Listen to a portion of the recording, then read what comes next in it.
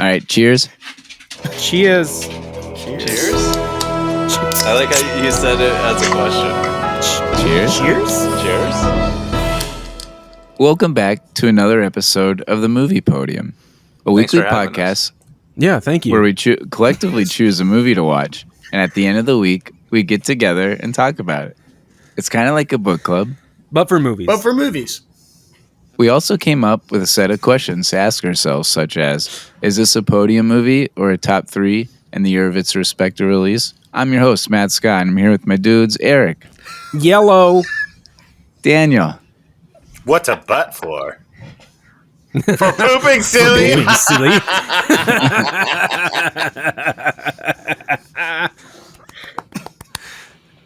Dave. You really rushed through the end of that intro there. I sure did. Kevin. That's me. Cooking with Kevin. It's Kevin. Pooping with Cooking with Kevin. Kevin. Pooping with Kevin. He's whipping up food to put you in the mood. He's It's got, got a a little no milk. He's got a little no milk.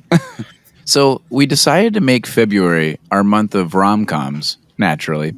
And what better way... Dave, rom-com means romantic comedy. And what better way to kick off this month than to start with the movie that is probably the foundation of the modern rom-com? When Harry Met Sally is probably the most influential rom-com of all time and a lot of people's favorites. Before this, there are plenty of romantic movies that also happen to be comedies, but the blueprint of two friends that do their best not to act on their feelings is pretty green in cinema at the time, and now it's the most common trope for that genre. What was your first thought on When Harry Met Sally, Dave? I don't like you throwing it to me first. Because I knew you would. Dave wasn't really listening. I was listening. Also, while giving Eric the finger. I don't really like rom-coms, so... What the fuck do you like, Dave? You're going to have to hold on this whole month. Yeah. It's okay. Cool. Good enough. I mean, I like. There's more to say about it through the questions. Yeah. But it's dated.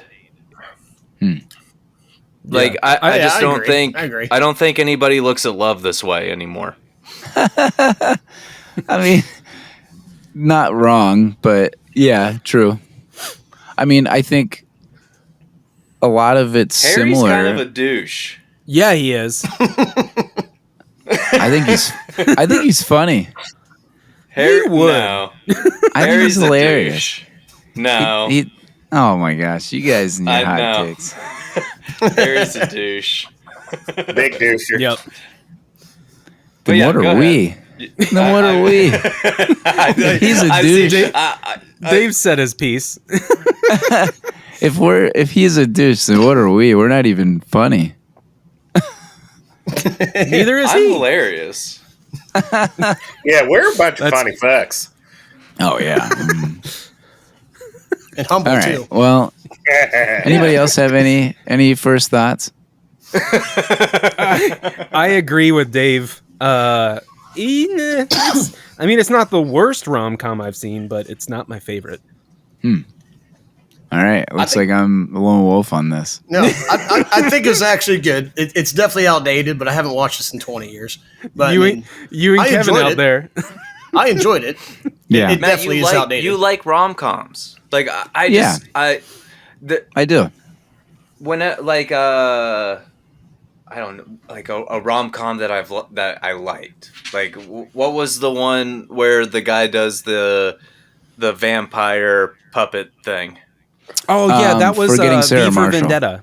I'm into Forgetting Sarah Marshall. Yeah. But Sure. This movie, it didn't do it for me. What did you say, Eric? I like it. You like it? Vendetta.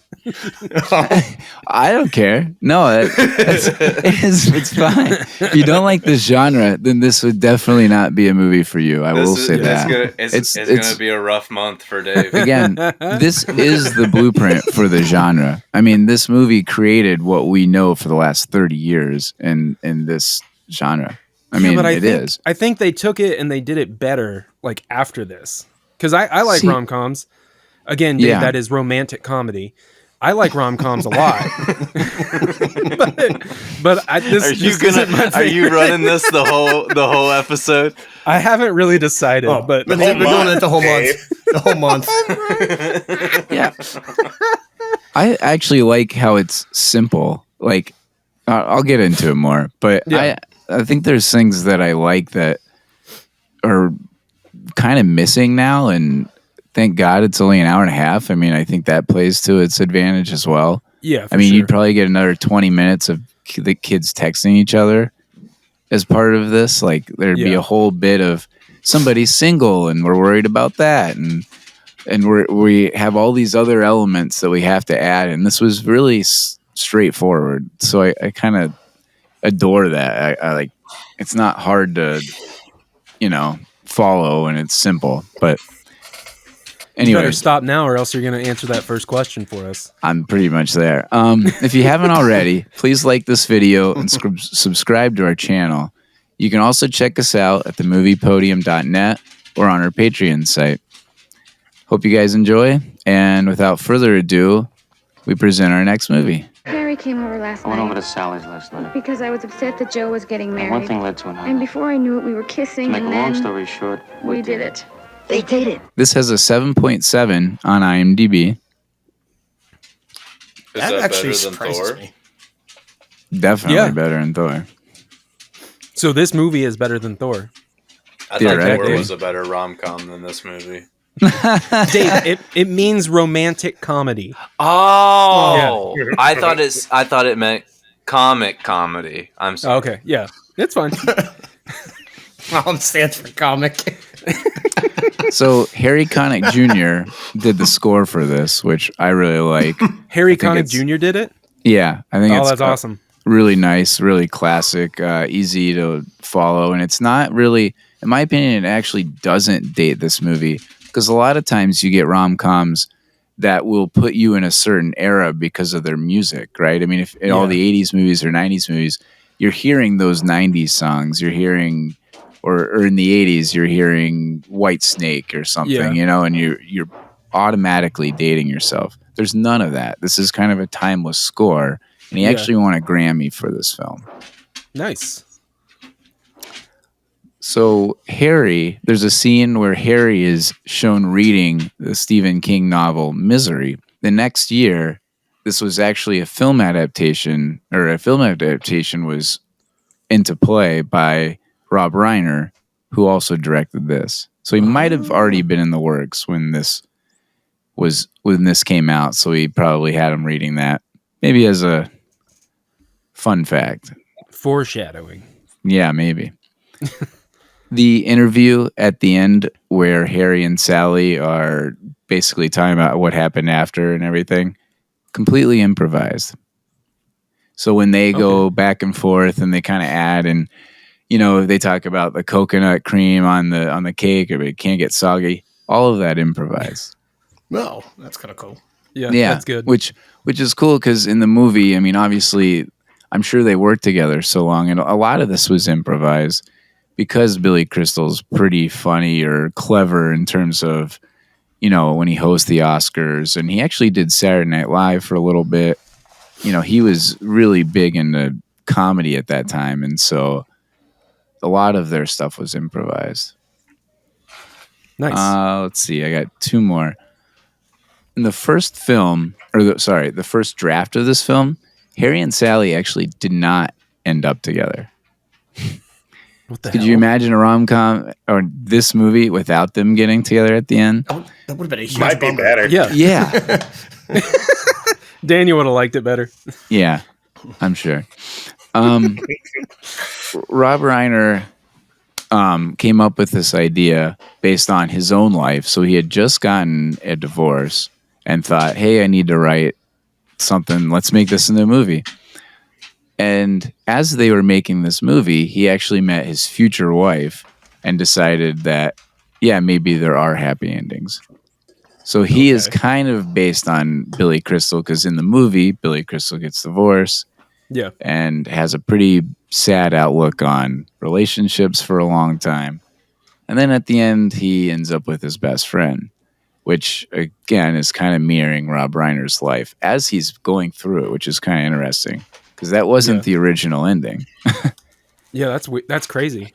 Yeah. Rob Reiner was on New Girl.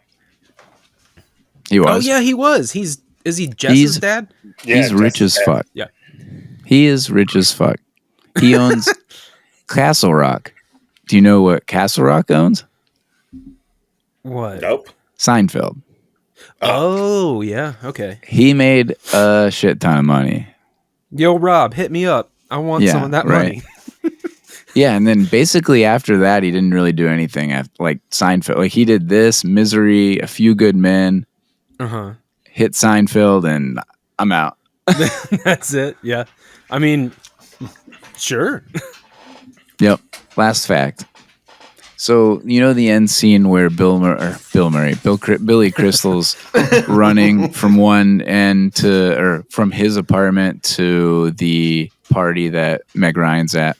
Yeah. Some internet sleuths actually did the mapping of this because they took the landmarks near Washington Square where he is to wherever this party was. And they said it was about a half a mile. Because in the movie, I mean, you have no idea, and it's New York City. And so you kind of just assume, shit, no idea how long it is. And right, an hour long. Apparently, it would take about 6 minutes the way he was running and it being a half mile. So it's actually kind of accurate, surprisingly. Well, there you go. Yeah. All right. Ready for some questions? Let's do it. I think so. All right. Favorite thing about the movie?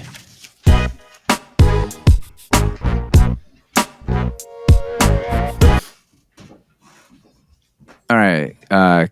Kevin, why don't you go first?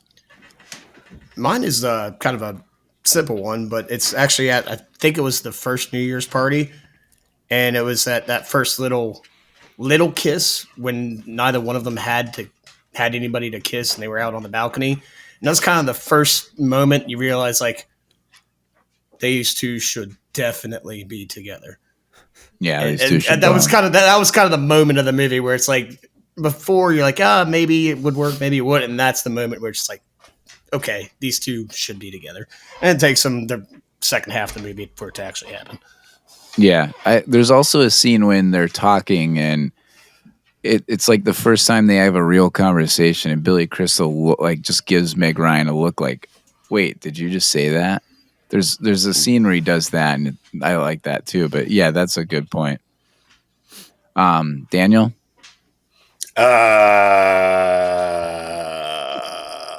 Good answer, Daniel. Yeah.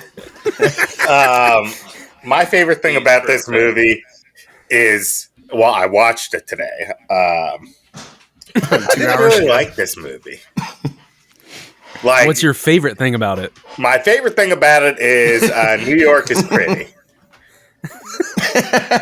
I like it. Yeah, that is. It's a good set piece. Okay. Daniel's favorite thing about this movie is when it ended. New York is pretty. And he fell asleep. There you go. He likes the setting. Yep. Dave? Okay, I had a few things. Do I got to narrow it down to one, or can I name a couple of things that I liked about the movie? Well, that was short, so you can do a few. Okay.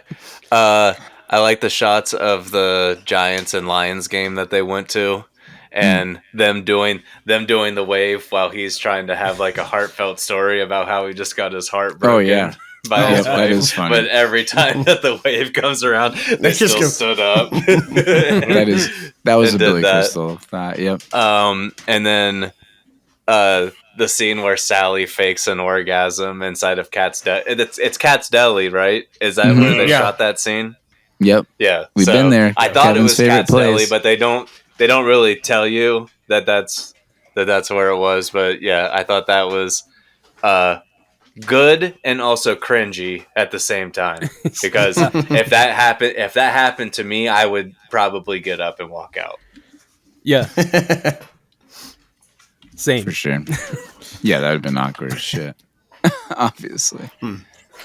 Eric? Let's see. My favorite thing I said was the batting cage scene. Yes. Because number that one, scene's awesome. number one, he's a lefty, so that's cool. Yep. But I especially liked when the kid was like, "Hey, mister, it's my turn." He's like, "I got a whole stack of quarters right here, and I was here first." This isn't the line. This isn't your favorite line section yet, Eric. Okay, I'm sorry. But that's my favorite part. I love that scene. We need more scenes where they're just hitting shit, like in movies. Like, there's not a lot of that anymore. Yeah. Like, this kind of reminds me, remember in Good Will Hunting, isn't there a scene similar to this where they're at the batting cages? Mm-hmm. So it's a good scene to have in a movie.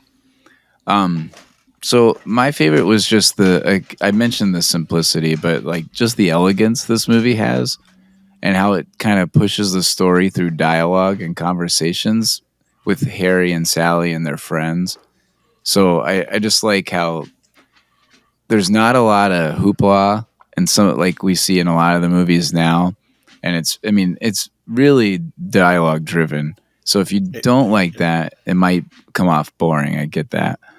But if you just like how people talk and conversations and make that interesting, I like that. And then I also like how they break up each kind of section of the movie with foreshadowing with the old couples, which those are actually real old couples. Rob Reiner found a bunch of old couples, got their stories and had them, talk about it. And then he kind of foreshadows that because the next part of that film is kind of the similar story to how, like, first one's how they met. First one's like, oh, we re-encountered each other after I'd been gone for a few years. And so like it kind of tells the story within a story, but it's not like it drags. I mean, this is an hour and a half. Yeah. If you maybe have 3 more of those, it might have dragged, but like it was just enough to keep the movie going or plot going. Also, so I kind of thought that was clever. The couple that we're talking about, how they worked on the same building, but they never met, and like they were talking story. Kind of like over each other. Yeah. That was my favorite. That was fucking hilarious. I was going to ask if you had a favorite old couple, and that's mine too. And I love how they talk over each other. Yeah. And I love the story. Like they meet in another city. Yeah. There's actually something I was going to bring it up in the random facts, but the married couples were actors, but they were relaying real stories that were interviewed from Rob Reiner. I read that they were actual couples. They're actual stories from couples. I got to think acting. that specific one where they're talking over each other, that's got to be actors. But I only saw that from one source. I didn't look into it more than that, but that's what I read and saw. Let's let that derail. That was derail. Let's derail. Thanks, Kevin. Let's do it. It was the first thing. First one on IMDb. Every time you guys say something, you find one source, and then I find a real video of it. We need a sound bit. We need a sound bite for derailing. It was the first thing under trivia on IMDb about this movie. Well, that's not always right. We found IMDb. Out. Hey, guess what? I can go on IMDb and do that. You believe everything you see on the internet. Don't you on dare IMDb, ever yes. not. I can type something on IMDb. All you need is an account. How the fuck do you get one of those? I don't even have an account. I just looked it up on IMDb. Okay. What's the next question? How do you subscribe to the Movie Podium? Click the link. No, it's a button. You click subscribe. Is it a button? All right, hit the button. Or a link. I don't know. Push click the that like button. Where are What's the next question? Least favorite thing about the movie. Did everybody go? Yeah. Yes. Let's hand this one to Daniel. Yeah, all right. My least favorite thing about this movie is that I don't think either of those guys are good people. They're just annoying. Like, I don't buy the chemistry of Meg Ryan and Billy Crystal, which I think is why I don't like this movie. I think just to me, their chemistry doesn't seem like it works. So the movie doesn't work. Because I don't hate rom-coms as a whole. They're good rom-coms and bad rom-coms. I've seen both. But for me, this one doesn't work because I don't buy those two together. Yep. I can see that. I'll piggyback off that, and I say I agree for the most part, but my least favorite thing was just Billy Crystal's character. Damn, that's my favorite part. Oh yeah, that's funny. Also, unlike Billy Crystal, this is like the top-rated rom-com of all time. So commenting on their chemistry is bizarre to me, but it just doesn't hit for me, man. I don't buy it. Yeah, that's crazy. Like I said, I feel like people view love and the way that you bond with somebody now way differently than what they did in the late 80s, early 90s. I get what Daniel's saying, that just I don't know, like, I wouldn't want to, they just feel like they're not in sync on anything. And I just couldn't imagine trying to be in a relationship with somebody that we don't like have any secrecies. And which leads me to the few things that I didn't like about this movie. I didn't like the old people monologues. I thought that they were unnecessary and didn't need to be in the movie. The way Sally orders food really annoyed me, and I would never. I can't stand people that order food that way. The whole Helen and Ira meeting didn't need to happen. It was just very awkward and cringy. Oh yeah, and nothing was said. Like all I took away from it was, oh, Helen wanted to try to do a thing of, here's my new man, are you jealous? Or maybe, who is this woman that you're with? I'm jealous of you. Because it was just it's just, yeah. I mean, it's supposed to set up Billy Crystal's opinion on how marriages and relationships are. Because the next scene, going from Sharper Image, is going over to their friend's house where they're putting up new stuff. And do you like this wagon wheel table? And he flips out. So it's only supposed to show that I get it, what you're saying, but it's just a scene that needs to drive him more crazy. Dialogue, like they're just it was just weird because nothing was said. Like it was just a very it was awkward. Which dark I'm sure it would be awkward. Interaction. They could have seen them a lot, like across the store, and like Billy Crystal could have seen her and that Ira dude like kissing or something, and then got the same reaction from just that, instead of them coming up. I think that's probably how it was back then. I feel like then people felt like they had to talk to, like if she saw him, she's probably going to talk to him. Now we ghost people like it's normal, and we act like that's normal. We ghost everyone. So I feel like back then that's probably not ghosting, and she probably saw him and came up. So I get that it is kind of bizarre, but I see why they're trying to do it. And then I got really annoyed with all the Yankees stuff that Harry was wearing. That's fair. I'm with you like there. That. Yeah, that's trash. What about you, Matt? That's all I got. My least favorite was Meg Ryan's haircuts. Boss. Oh man, yeah, she had some her haircuts throughout the film haircuts were really bad. Very of that era. The curly haired look near the end was probably my favorite. The end was fine. Man, we are like we're not syncing up. I think that's her worst hair. That middle one where she and Billy are on the plane together, like that one's bad. Yeah. Oh yeah. And then when they finally sleep together, that one's bad. There's like one good haircut that in the was middle. The best one. When they slept together, I think that was the best. Way. What about right Billy before. Crystal's haircuts? The fucking like the wigs, tiny little You mean mullet. the same thing? The wigs. It's all that wigs. changed was his. He didn't have hair. That's true. Yeah. They're not. Well, that's not even his real hair. You're right. But yeah. Oh, his hair was atrocious too. 100%. I mean, the hair in this was bad. I have a picture of Billy Crystal up right now, and just his face. I just hate his face. It's just a he's just got a smug smile. Yeah, man, because he doesn't show teeth. He just goes like. You guys ever seen City Slickers? I don't know. I've seen like because you would not I'd have hate to Billy watch it Crystal again because I don't remember anything about City Slickers, but I know I've seen it. Great movie. Yeah, I don't care for Billy Crystal either, David. It's crazy. I have a much lighter-hearted least favorite thing. Than her hair. Spitting grape seeds out of the window. Oh, that is such fucking a funny disgusting. thing. Yeah. It's so disgusting. He didn't even apologize for spitting them on the window. On the window.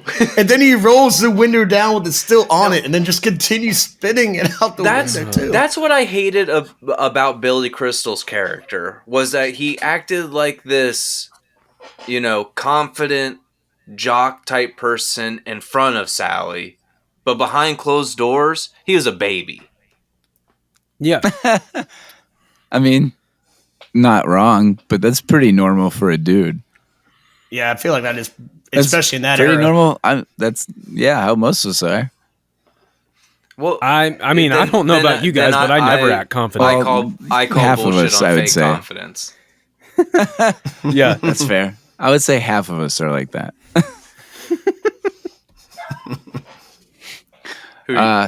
Who?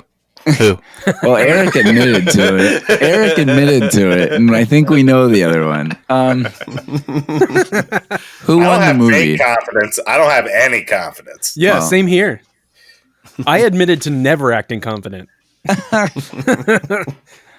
Who won the movie?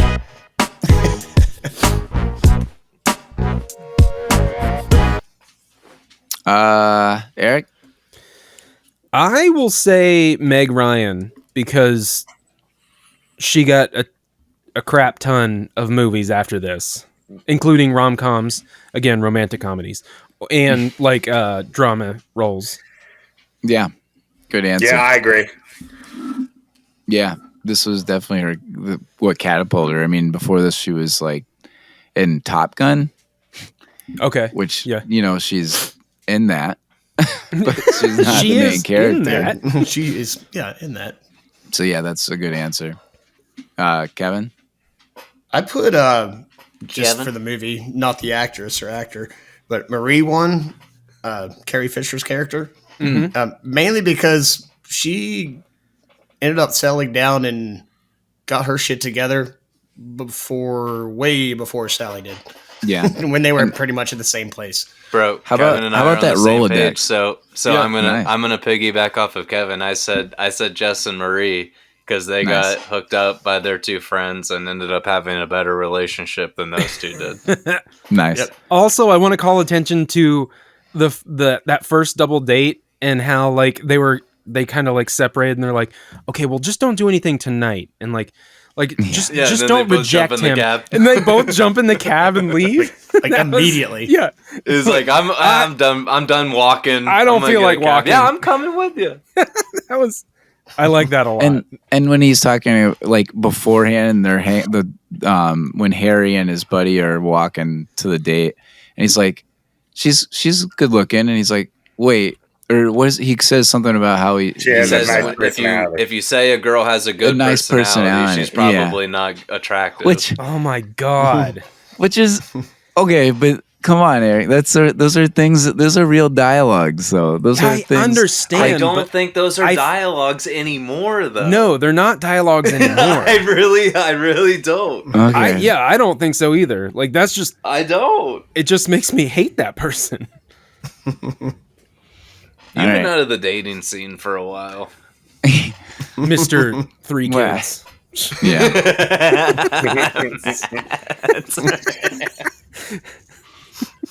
All right, we'll pretend guy talk isn't real.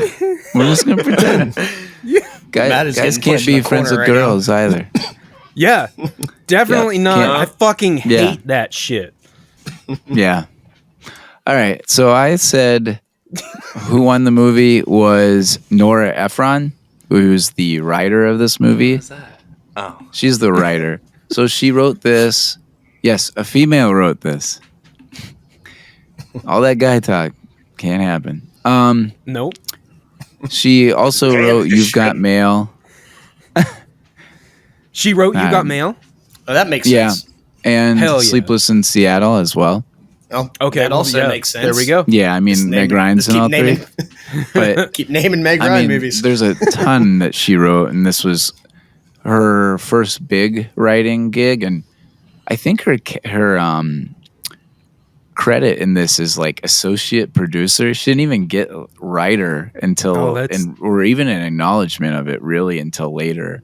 Really? But she went on to do all kinds of things. So I said her, and then I also said Billy Crystal because he ended up being with his best friend, which is something that, yes, can happen. I mean, that can totally happen. I'm not saying the end result can't happen or isn't good. It's just she wrote Michael, that weird John Travolta movie where he's an yes. angel. Oh yeah, he has the wings. Yeah. I saw that movie in just theaters. About to get to a point there, David. That's right. All right. Favorite song moment or score We need scene? that derail sound.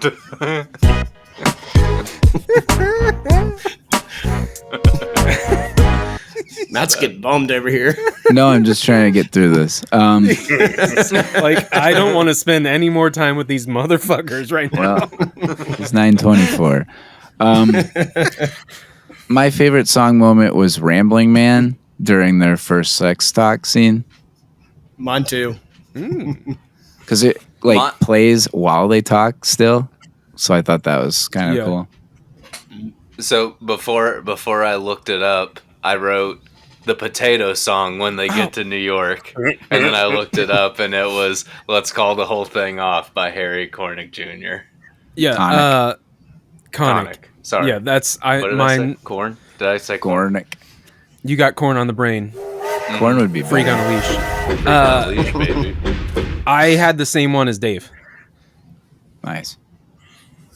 I actually, my favorite part is at the very end of the movie during the climax, which I did enjoy this scene. I thought this scene was a good scene because it was it felt real.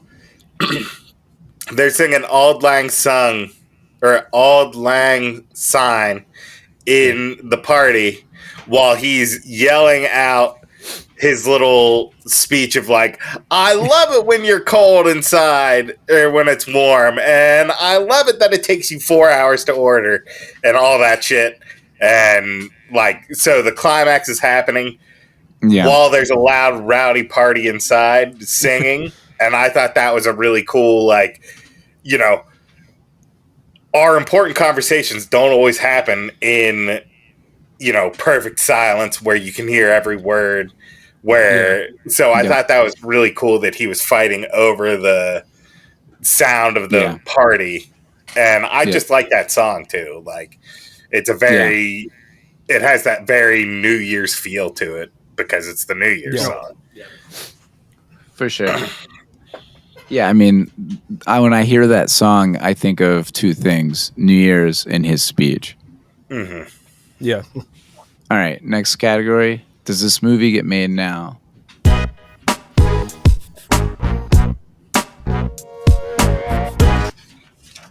I mean, it is every movie for the last 30 years. Yeah. Yeah. The way, the thing is, this movie isn't like a super expensive rom-com. Like, the expensive rom-coms have sort of faded out of existence, but you can film this one with a camera and, you know, hanging out in New York City. Like, as far as movies go, that's not very expensive. Right. Yeah, You can make this exact movie with this exact plot, but just update the dialogue. Well, update dialogue and just maybe you're probably meeting on an app and you're texting your friends instead of, calling them, talking or calling them. You're texting them, and you're probably watching Netflix instead of Casablanca. I mean, you can. You might be watching Casablanca on Netflix. Or right. Yeah. So that all needs updated, sure. But I mean, again, this is about two people who meet, become friends, resist being intimate, become intimate, and then ultimately getting together. That's like every rom-com we watch. Every single one has that same trope. Yep. Oh, I can't bang him, or I'm gonna not. I don't want to not be his friend, and then they do it anyway. Every movie. And before this, it really wasn't a thing. Like I was saying, like there's love interests, but it wasn't like this dilemma, like should I or should I not? It really didn't happen very often until this. And I think that's another tribute to Nora Ephron, who then, brings in a lot of her movies, that question. Speaking of Netflix, I said like it probably gets made by a streaming service now because like the big budget rom-coms have died. So like I think it gets made. It's just a different way and a different budget, I guess. Yeah. Yeah, and this movie made around... This movie isn't a huge budget movie. Yeah, that's true. It actually made around $90 million, which, as we've talked about with some of the blockbusters, isn't that high. However, it had a different kind of... This is 89. Yeah. But even in the 80s... 90 million for then? I'm saying it is a lot, but hold on. So in that summer, that same summer that this came out, Batman, Indiana Jones, The Last Crusade, and Back to the Future 2 all came out in the same, and was it in the summer? I don't know. Those three, I do know those three came out in the same summer. And so they're competing with some of these big name blockbuster films and still made 90 million. Now, they did start with a model of going with local theaters or smaller theaters and doing the grow as it gets more buzz, which I wish more movies probably did that now. But instead, most of them just get put out and just tank now. Honey, I Shrunk the Kids came out that year. Was it in the summer against it? Matt, what was the budget for this movie? It doesn't give me the release dates. Yeah. I don't know, but it cannot be high, right? I mean, most of your money's probably going to Billy Crystal. Bro, Field of Dreams. Thanks, Dave. Okay, the budget was $16 million. Wow, there you go. That's so small. That's a good return on investment. Yep. Major League. Okay, what's the next question? Next question you guys is... wanted to know. I thought Dave was just going to start naming baseball movies. I was just trying to paint a picture that this movie did pretty well going against Batman and Indiana Jones, two of our favorites, right? All right. Favorite line from the movie.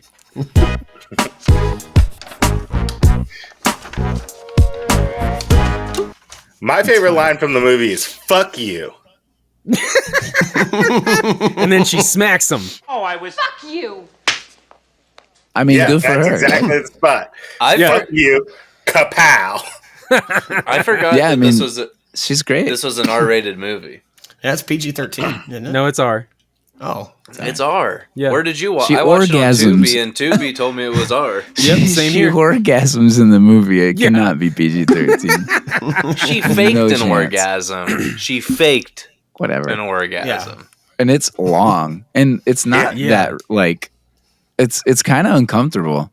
It's very uncomfortable. It was very uncomfortable. Speaking of that, I'll have what she had. I'll have what she's having. My favorite line was, not even Harry, my favorite line. You might not believe this, but I never considered not sleeping with you a sacrifice. Harry, you might not believe this, but I never considered not sleeping with you a sacrifice. That's a good one. Mine was, no, she went to Northwestern, but they're both Big Ten schools. Helen went to Michigan State? No, she went to Northwestern, but they're both Big Ten schools. I said, I had two. One was, if you didn't, you wouldn't be with me. You'd be with Sheldon, the Wonderschlong. Because if you didn't break up, you wouldn't be here with me. You'd be off with Sheldon, the Wonderschlong. I thought it was funny. I heard schlong. Yeah.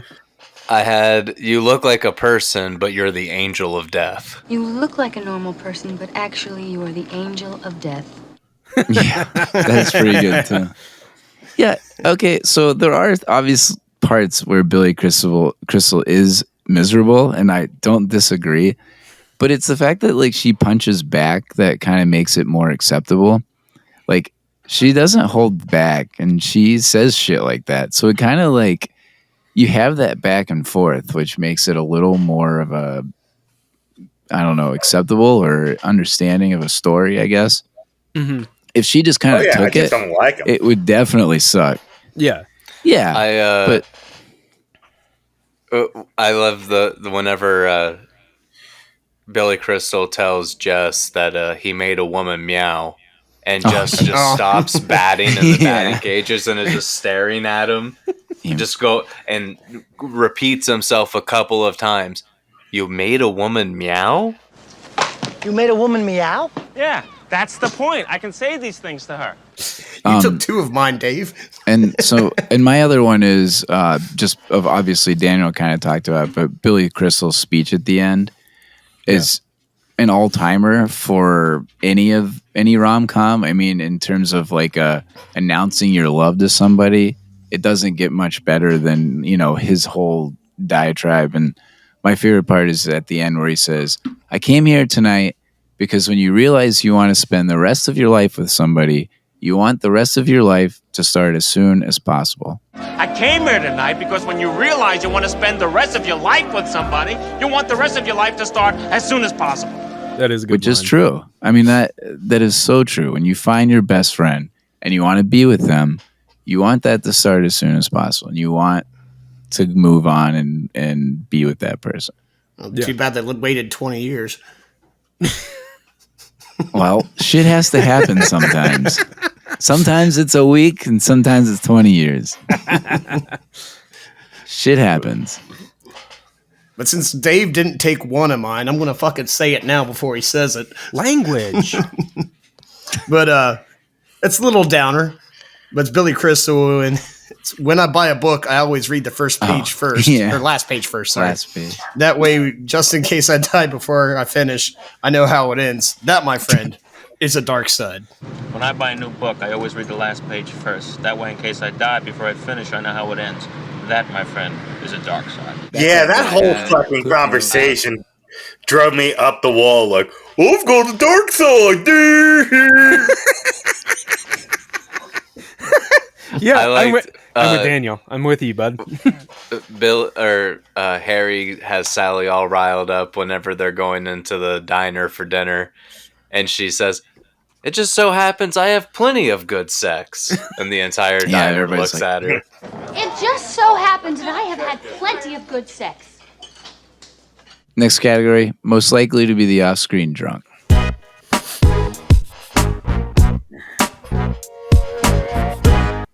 Anybody? Billy Crystal? No, I said Carrie Fisher's character. Because she's banging married, man. Yeah. Yep. Well, the Rolodex was... Yeah. The Rolodex is what got me. Yeah. That cracked me out. I remember my parents had a Rolodex. Doesn't Carrie Fisher have a history of being a partier? Yes. Oh, yeah. That is an understatement, Dave. She got a little bit in her nose, Nose clams. Yeah. I hurt my nose. Allegedly. Allegedly. I said the anthropologist that Billy Crystal brings to the wedding. Like, how long were they together? 2 weeks? She's a little young for him, right? Yeah, for sure. Well, what's funny is him and Sally get together. That wedding is like 3 weeks later, and he's already with somebody else. Yeah. So like, and then obviously that doesn't happen. So I'm guessing she went out drinking the next night. Probably. All right, next category: casting our friends. Uh-oh.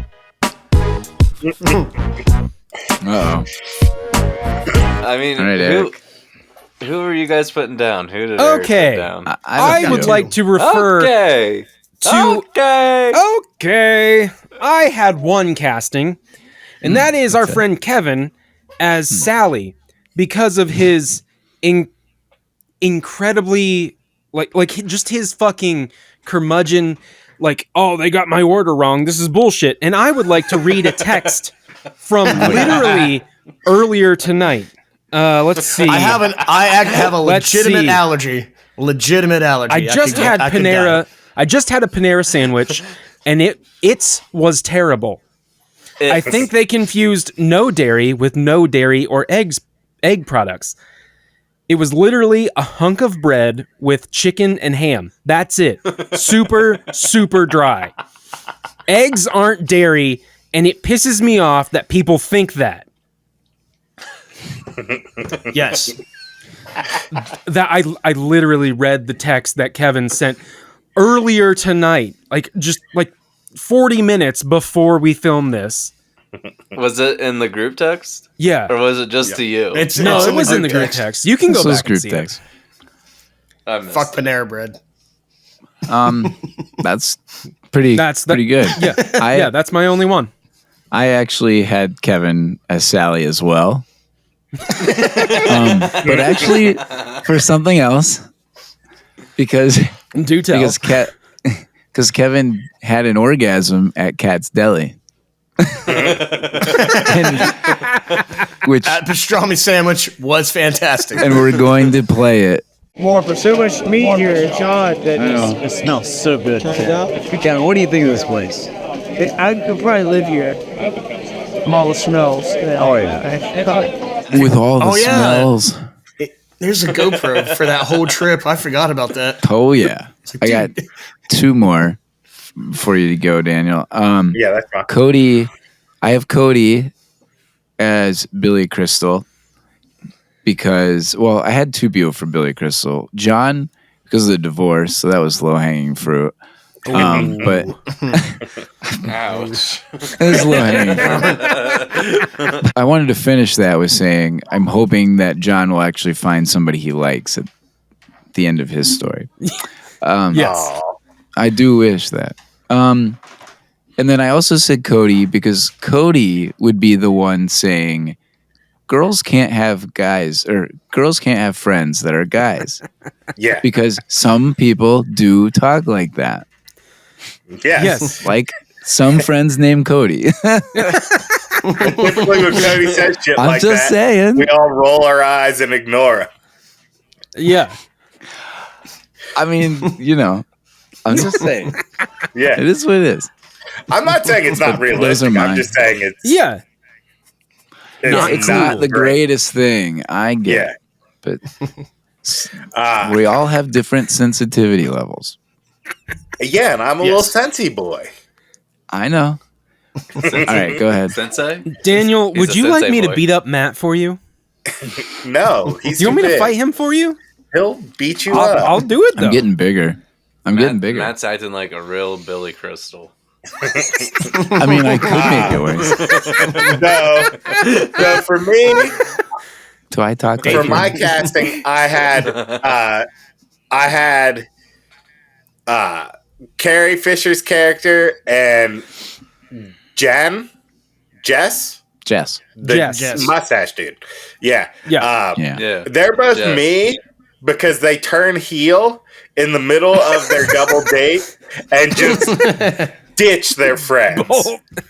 Yeah, they're just like, nope, heel turn, literal heel turn. They literally turn on their heels and go sprinting into that taxi. So that is me with a bullet. And then you casted yourself as a heel. And then Kevin is Sally, not for any of the reasons you guys mentioned, but because he's a naive little farm boy. He's a what? He's like a naive little farm boy, like she is when she's leaving the University of Chicago. And he's like... Yeah. So you go to New York, yeah. He's like... Well, it's that whole dark side conversation, which is really douchey. Because it's just like... It's basically like, you're a poser. It's that same energy level. But it is that the reason he's saying he has a dark side and she doesn't is because she's a naive little farm girl like Kevin. Kevin's a naive little farm girl. I didn't expect that, but okay. I like it. It's great. I love your naivety, Kevin. Who do you have, Sally? I mean, Kevin. The three of you guys think I'm Sally, but I only have two, and I have Daniel is Jess, and it's because you want to keep that fucking coffee table that he really loves, but it's obviously the woman that you're with does not want it, and you're going to fight to keep that fucking table because you like it. I do not have good taste. That is true. We all know this. I actually like that scene a lot because they all kind of lie, and he's like, "I thought you liked that table." I was like, "I was just being nice." It's just being nice. And then I have Brad is Harry because he's just overthinking everything and before he even does it. Yeah, that's good. That is good. I was trying to think who was neurotic enough to be Billy Crystal. Dan, you got it. Nailed it. Those are the two I could come up with there. Very good. I like that. Yeah, that is good, actually. Because, again, he does have, like, one-liners where you can tell he's a comedian, and you're like, well, that's not normal. Yeah. Like, most people can't come up with something that like that. But Brad would. Yes, for sure. 100%. Nice. Dave, you didn't have anybody? I didn't cast anybody. Am I Sally? Yes. You are Sally. Yeah, we'll Do you need me to read more of the text? Kevin was Sally. Because Kevin also said that he checked the website and there is egg in the sauce. There is egg in the sauce, no dairy. No dairy in the greens mix either. I'm done. I'm fucking done. It didn't come with either of those. Next category. Is this a podium role for any of the top billed cast members?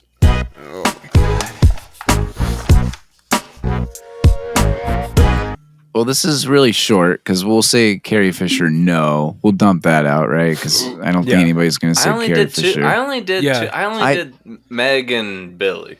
I was getting there. I said, since we're not doing her, I do agree. The only two main characters are Billy Crystal and Meg Ryan. I'm sorry. We're really getting on Matt's fucking nerves tonight. I'm just building the story. I was saying that, but I do agree, Dave. It's those two, and I said yes for both. How about you? I said yes for both. Yeah. I said yes for both. Yeah, even if personally I don't care for the movie, I understand that a lot of people do, and it's a really big movie for both of them. Like, yeah, absolutely. In all reality, but for both of these, like Daniel said, absolutely. This is a significant role for both. Okay. And I'll just say my other two for Billy Crystal is City Slickers and Mike Wazowski as in Monsters Inc. Yeah, I think those are the only Eric two will agree with me there. Significant roles he had, right? Pretty much. He was in the Princess City Bride. Slickers too. Yeah, I put the Princess Bride, but he's not Princess a Bride. huge role. Wait, what? He was in the Princess Bride? He's Did any of you guys troll. analyze this? He was the troll, and he was the marriage. Yeah. All right. Relax. Yeah. I said analyze this. That movie. Last category, and it's short. And I think I know the answer for this already. Does this movie podium on anybody's rom-com list?